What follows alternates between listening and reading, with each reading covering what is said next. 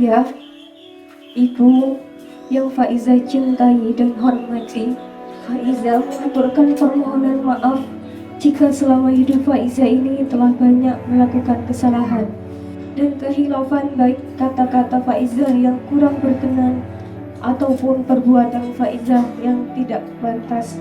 Faizah memohon izin, mohon restu untuk dinikahkan dengan kekasih benar Faizah, pria yang Faizah cintai, pria yang bernama Ahmad Ishaq bin almarhum Purnomo. Doakan Faizah, Bu, doakan Faizah ya, agar Faizah dapat mengemban tugas menjadi seorang istri yang soleha. Izinkan saya menjaga Faizah, membuat hatinya tenang dan menemaninya saat menjalankan tugas sebagai seorang istri soleha.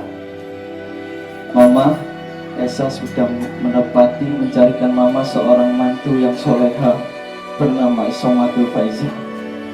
Sayangi Faizah, Ma, seperti Mama menyayangi Esa.